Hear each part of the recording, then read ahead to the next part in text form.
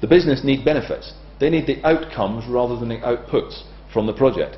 So I always encourage project managers, project sponsors to think at all times about time, cost and benefits, and bring that concept through when you're preparing status reports and progress reports.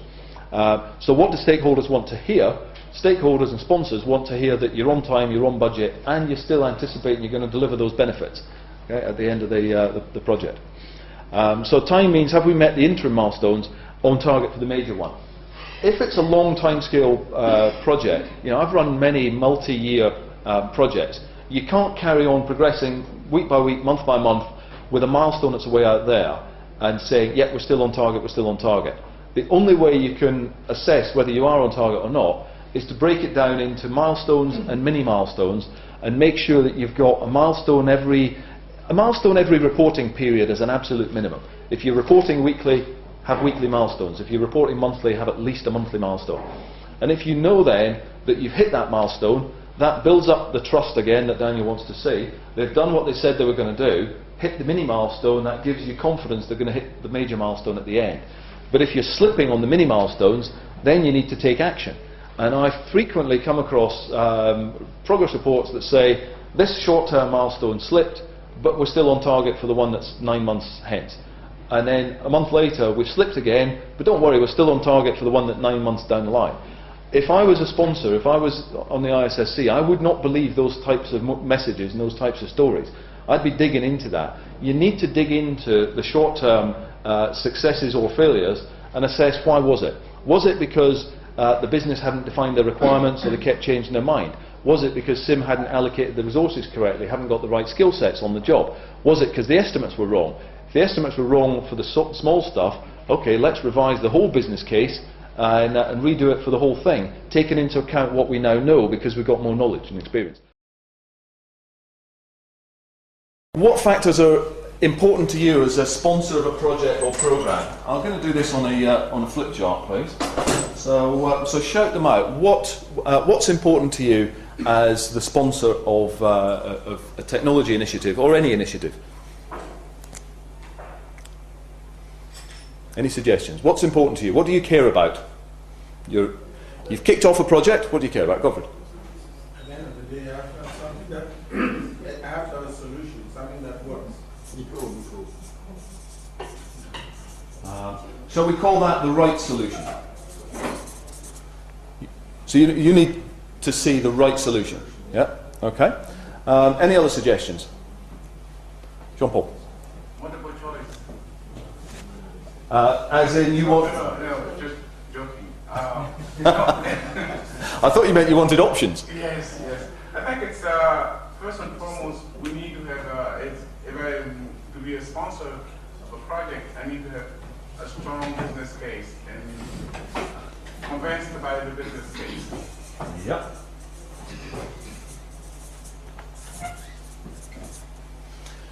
Can I just ask a quick aside here? How many of the projects that are currently running within SIM have a documented, defined, agreed, signed off business case? Roughly how many? What percentage? Salif. Okay. So the process of negotiating the scope is a process of negotiation. And you need to get to a point where you fix that scope. So when you draw the box, it's that size and shape, and you fix it. You lock the scope down. And sometimes you can't do that right at the beginning of the concept phase. And as Ian said earlier, after the concept phase, you then have a definition phase. At the end of the definition phase, you should be able to lock it down. So at that point, you've said, here are my requirements. As a sponsor, you have sat down with your teams and with SIM and said, okay, these requirements are actually important, these ones aren't, we'll jettison those.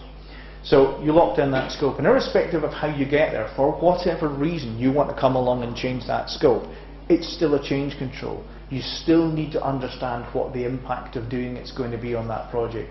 You may have just misunderstood, you may have just got the proposition wrong at the outset. Doesn't, to be honest, really matter. What matters is you've set a team off in a particular course of direction to deliver that box. Someone, for some reason, responding to some pressure, is saying, change the size and shape of the box. As sponsor, you need to decide whether that's the right thing to do, given the costs, the impact and the benefits, whether you can get further resource to do it, how you're going to manage it, what the dependencies, risks and issues are, or you say, actually, we're going to have to plough on regardless and make sure we deliver that piece, and then perhaps later someone will give me the money to do the extra bit on the side. So when Ian talked about gold plating earlier and someone asked what it is, the other reason you see gold plating is when technology people get frustrated. And what they get frustrated with is the scenario we had earlier. I have no forum to go to articulate the business risks of this lack of technology or this system that should have been thrown out 20 years ago. I can't tell anybody about that, so I guess what I'll do is I'm going to slip it in under the cover of this project here because I know it needs to be done and I'm right.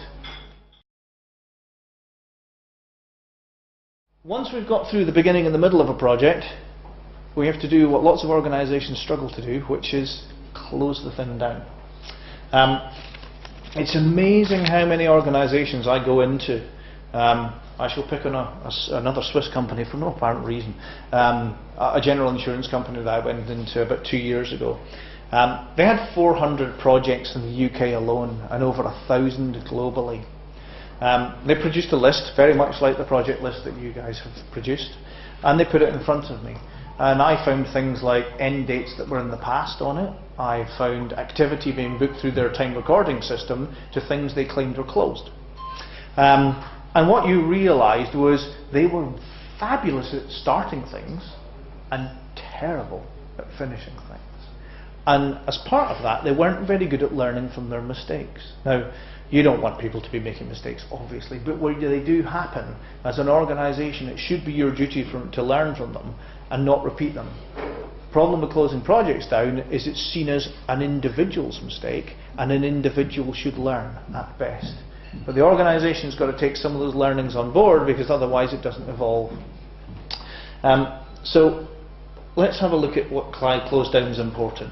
Does someone want to give me some thoughts about why it's important to close down a project?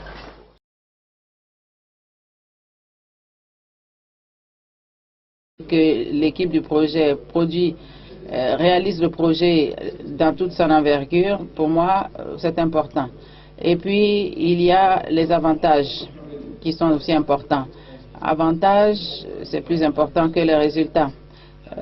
Avantages ou impact, effet du projet. Alors, les parties prenantes et les promoteurs veulent entendre que le budget est dans les temps, dans la limite du budget et que les avantages escomptés sont réalisés. Donc, le suivi du temps, si c'était un projet qui s'étale sur une longue durée, moi, vous ne pouvez pas gérer ce projet en enregistrant les choses semaine par semaine ou mois par mois. Et passer le temps à dire, ça y est, nous sommes dans les délais, nous sommes dans les délais. Quand la durée du projet est longue, vous devez décomposer cette durée en plusieurs étapes. Si vous faites des comptes rendus hebdomadaires, eh bien, vous établissez des étapes hebdomadaires. Si c'est mensuellement que vous faites votre compte rendu, eh bien, vous établissez des étapes mensuelles. Si vous ratez une des étapes, eh bien, vous devez prendre des mesures nécessaires pour rattraper cela. Parfois, on se dit, nous avons raté l'étape hebdomadaire et on se dit non, il ne faut pas s'en faire, nous allons rattraper l'étape mensuelle. Et le mois suivant, on rate une étape, on se dit non, non, ne vous en faites pas, nous allons rattraper l'étape suivante. Non, je crois qu'il faut se poser des questions à chaque étape. Chaque fois que vous avez raté une étape, il faut vous demander pourquoi. Est-ce que c'est parce que l'entreprise ou le client a changé d'avis et apporté des modifications? Ou alors, est-ce que les estimations n'étaient pas bien faites? Donc, il faut revoir les estimations. Donc, maintenant que nous connaissons la cause...